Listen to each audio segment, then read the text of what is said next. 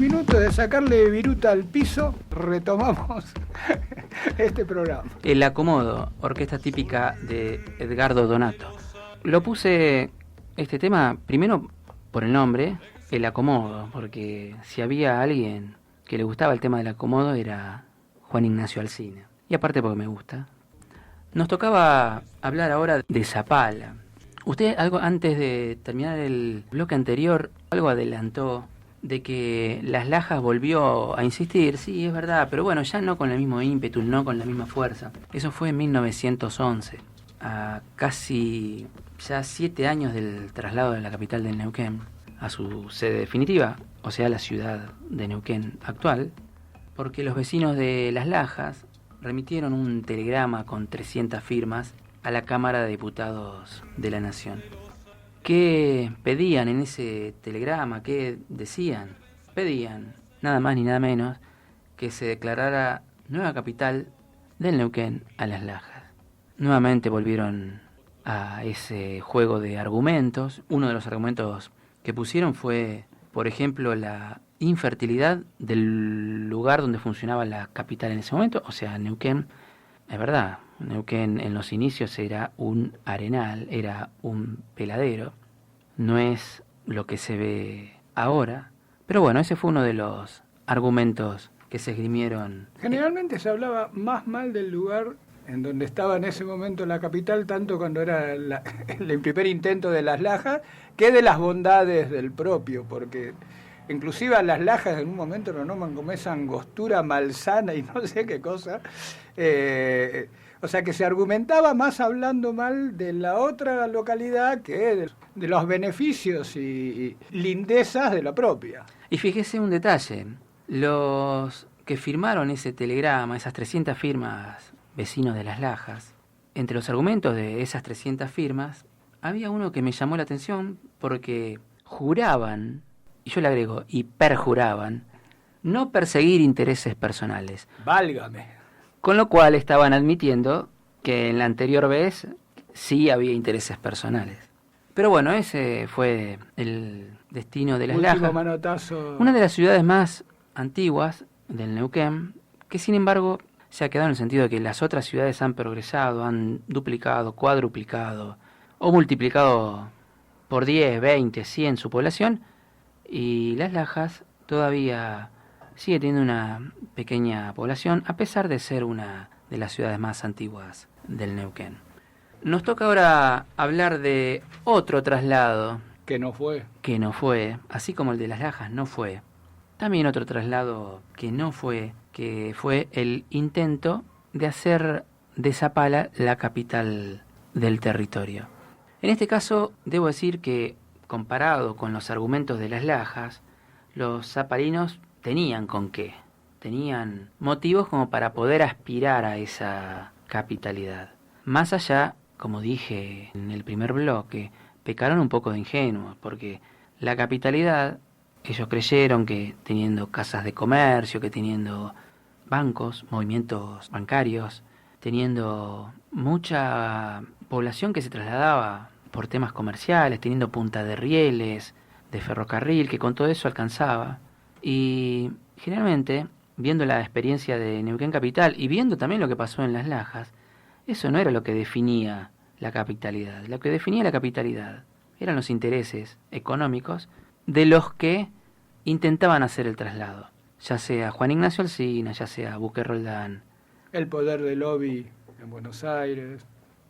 El tema en Chosmalal fue que no había mucho lugar para hacer negocios y la confluencia se abría como una nueva oportunidad para nuevos negocios, entonces rápidamente fue adoptado por incluso más los que tomaban las decisiones a más de 1000 kilómetros de distancia, que tenían alguna conexión indirecta. No nos olvidemos que, por ejemplo, Buque Roldán tenía como pariente político al presidente Figueroa Alcorta, o sea, su hermana estaba casada con quien fuera presidente de la nación, y muchos de los que tenían tierras hacían suculentos aportes a distintas causas. Por ejemplo, cuando habían elecciones, había que poner dinero para la campaña y ponían el dinero que les pedían. Es el caso de Casimiro Gómez, del cual vamos a hacer muy pronto, diría yo, algún programita. Esto de Zapala ocurrió ya en la década del 20. Obviamente, Zapala, cuando se formó la capital de Neuquén, no existía, apenas era una estancia. También vamos a hacer una historia de los orígenes de Zapala, vamos a hablar de Robert, de Tranac, de apellidos que cuando uno los escucha lo remiten directamente a los orígenes de Zapala. Pero esto ocurrió en la década del 20, ya cuando Zapala ya era un centro importante comercial. Primero era el centro del territorio neuquino, era Punta de Rieles, era un enclave comercial importantísimo. Incluso más, podría llegar a decir que hasta superaba en algunos aspectos a la Confluencia. Y se lo notaba en franco crecimiento constante. Exactamente, o sea, no lo superaba, pero había logrado en poquitos años tener un movimiento comercial grandísimo, grandísimo. Era el lugar donde partían y llegaban todos los caminos hacia el interior de Neuquén, hacia la cordillera, incluso hacia el norte neuquino, porque ya el comercio, por ejemplo, de Chosmalal, cada vez que tenían que enviar mercadería, ya no lo hacían por el viejo camino que pasaba por Añelo, sino que enviaban todo a Zapala y ahí lo subían al ferrocarril. O sea que era un nodo comercial importantísimo. Y también cerca de la incipiente industria petrolera, de donde estaban los principales... Sí, también, eso es uno de los argumentos que ellos esgrimían. Lugar fundamental para llegar a San Martín de los Andes, a Primeros Pinos, a las termas del Copahue. Digo, por nombrar lugares que se estaban empezando a mostrar para el turismo, ni hablar de los pasos cordilleranos para ir a Chile. O sea que era un lugar que se estaba mostrando ya como un espacio comercial, agrícola, minero, me estaba olvidando de la parte minera, muy importante, no solo por la minería cercana, sino también por la lejana. Dijimos, todo lo que se explotaba en el norte neuquino iba hasta Chosmalal, lo llevaban en lo que sea hasta Chosmalal, primero en carretas, tiradas por bueyes, después cuando empezaron a aparecer los camioncitos, los motores a combustión, empezaron a usarlos. Y en ese contexto, discúlpeme, el ferrocarril, el ser punta de riel, tenía una importancia, ¿cómo decir?, potenciaba el lugar donde se era punta de riel. Si era punta de riel era por algo. Entonces, Neuquén, la confluencia en ese momento, Neuquén capital, quedaba como, al no ser punta de riel, en esos tiempos tenía ese plus Zapala con respecto a Neuquén, esa ventaja. Bueno, hay un libro que escribió Francisco Torres, del cual hemos mencionado algo tangencialmente en algún programa. Se llama Frontera Neuquina. Era un gendarme. Esto lo escribió 20 años después del suceso que estamos narrando ahora de la capitalidad. Pero sirve para mostrar lo que era Zapala. Este gendarme, en su obra Frontera Neuquina que acabamos de mencionar, que la presentó en Buenos Aires, en el Salón del Diario de la Prensa, dice que quedó sorprendido por el movimiento económico de Zapala, por la plata que manejaba el Banco Nación de Zapala. También había una sucursal del Banco Hipotecario. Decía que la sucursal del Banco Nación de Zapala manejaba más dinero que varias provincias juntas del norte argentino. Eso da muestra a las claras de lo que era Zapala en ese momento. La comisión que se formó, como siempre le ponen comisión pro capital del territorio de Neuquén en Zapala. Estaba formada por varios apellidos conocidos, ilustres de la historia zapalina, gente que apoyó y fomentó este tema del traslado de la capital. Por ejemplo, lo teníamos a Ricardo Tranac como presidente de esa comisión, Martín Echeluz como secretario general. Debemos todavía el programa de Martín Echeluz porque personaje fundamental de la primera mitad del siglo XX en el territorio de Neuquén. Que si bien lo hemos mencionado en varios programas, no ha tenido su programa. Está, digamos, a la misma altura de Abel Chaneton, también de Emilio Pesino, en cuanto a los asesinatos, porque fue asesinado en la década del 40, motivados por peleas políticas. Periodista, director de un periódico, El Territorio, etcétera, etcétera. También había otros apellidos, por ejemplo, Pedro Ortega como vicepresidente, José Carro como tesorero, Moisés Cavich y Severino Afione, por nombrar algunos. Bueno, todos personajes muy conocidos en la historia, como decía anteriormente, zapalina. Ellos, cuando presentan el informe, plantean, muestran un montón de estadísticas, lo mismo que hicieron los de Chosmalal en su momento para demostrar por qué Chosmalal debía ser capital y no tenía que ser trasladada a Las Lajas, bueno, hicieron lo mismo la gente de Zapala, con el tema de las estadísticas, con el tema de los números. Empezaron a mostrar, bueno, mire, tenemos tanta población. La población de Zapala, exactamente, de acuerdo a un censo del año 26, era 1.517 personas. Era el segundo lugar más poblado del territorio, después de Neuquén Capital. Pero, si contamos toda la gente que vivía en la zona, superaban los 7.000. Entre los argumentos que ellos ponían, por ejemplo, decían, Zapala, estoy leyendo el petitorio, ¿no? Decía, Zapala es el pueblo más nuevo de Neuquén y el más fuerte y adelantado económicamente, decían ellos. Está bien que ellos, por supuesto, se podían, si querían, inflar un poquito para tratar de demostrar lo justo de su causa, pero en realidad no están mintiendo. Es verdad lo que dice. Dice el petitorio, cuenta con 59 casas de comercio. A ver, si hacemos una cuenta, 1.500 habitantes y 59 casas de comercio. Significaba que prácticamente toda la población, o no digo toda, pero la mitad, no sé, 40%, trabajaba en las casas de comercio, porque esas casas de comercio empleaban a mucha gente. No solo empleaban a la gente que atendía, sino también a los que cargaban los carros, a los que cargaban en el ferrocarril. O sea, era un movimiento de carruajes impresionante. 59 casas de comercio en un pueblo de 1.500 habitantes es muchísimo, lo que da la muestra de la importancia de ese lugar. Ellos hablan de un giro de dinero de 36 millones de pesos, moneda nacional. No aclaran si es anual, yo calculo que debe ser anual este número, porque 36 millones de pesos es muchísimo dinero para la época, que solo el Banco Nación mueve 17 millones de pesos, moneda nacional. Y acá estoy mirando que sí, que es anual el número que están dando. Con lo cual estaba prácticamente a la cabeza de todas las sucursales bancarias, superando incluso a la de Neuquén Capital, superando incluso a las de Río Negro. También tenía una sucursal del Banco Hipotecario, también tenía, por ejemplo, entre otras cosas que ellos mencionan en el petitorio, una panadería mecánica modelo con capacidad para elaborar 5 toneladas diarias de harina. Habla de su oficina de correo, que es la más importante del territorio, por su número general, y tiene razón. Al ser punta de rieles, el movimiento de correos y telegráfico convergía todo en esa zona. Por eso, si miran los números de cartas del telégrafo, los números son ampliamente superiores a los de todo el resto del territorio. Hablaba de los clubes que tenía de fútbol, de las bibliotecas, del cinematógrafo, de 2 cómodos hoteles.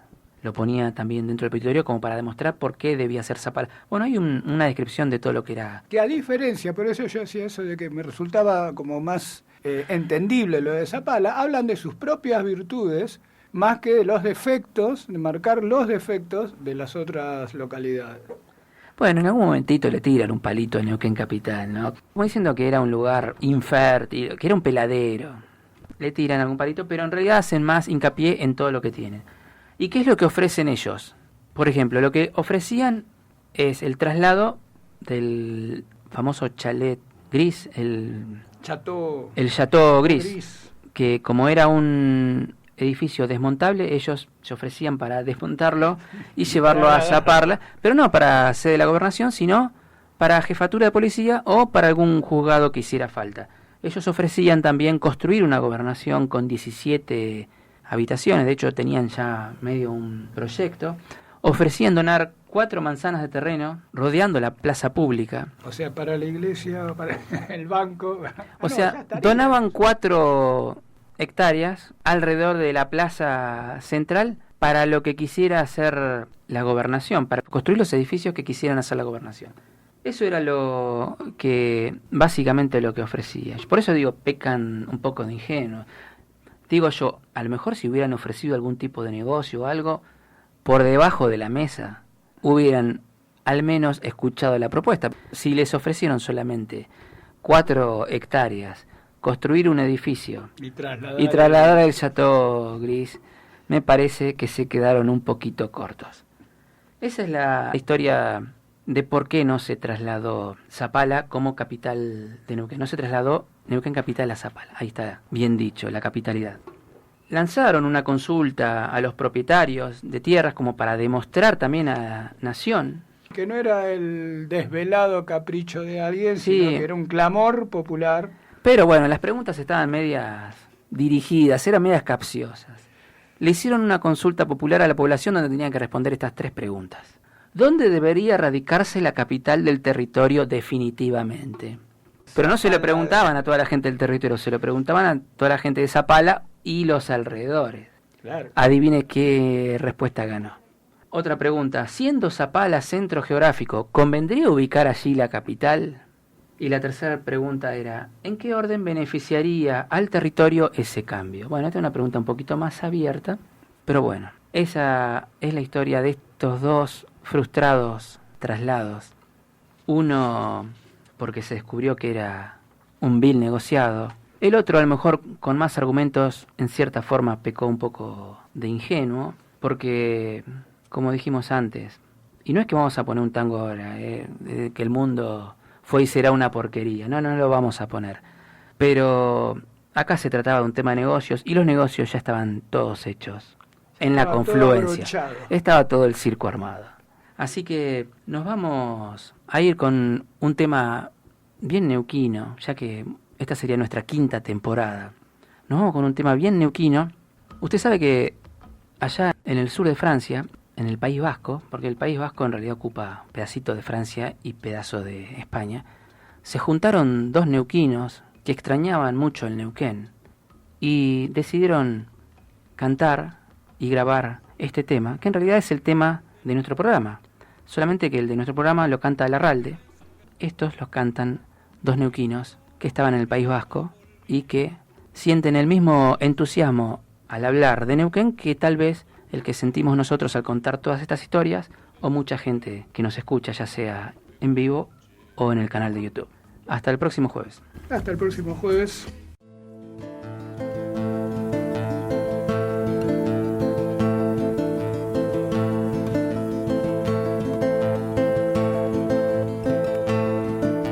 Sol de los arenales, regada en sangre del bravo Saihueque,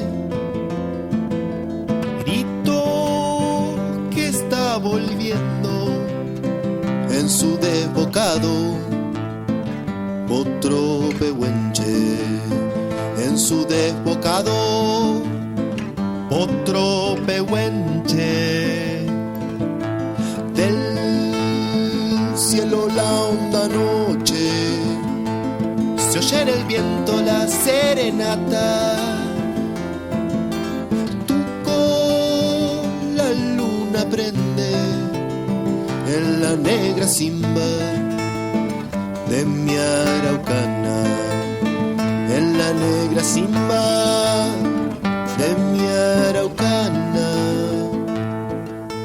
Aguas que van, quieren volver. Aguas que van, quieren volver.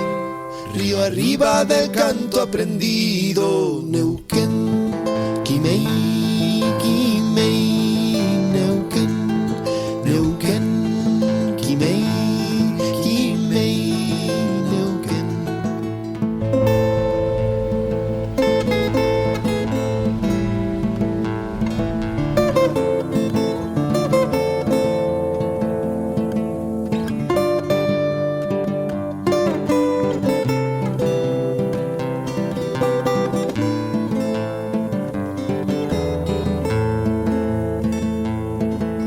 Sol que se está gastando en piedras lajas y turbias corrientes. Beso la sombra india que vuelve crecida de un sueño verde, que vuelve crecida de un sueño verde. Ya madura el silencio por el agreste vientre de tus bardas.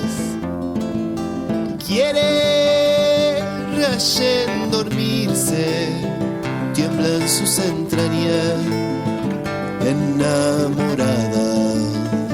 Tiemblan sus entrañas, enamoradas.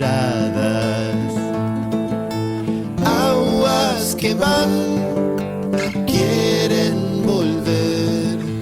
Aguas que van, quieren volver. Río arriba del canto aprendido, Neuquén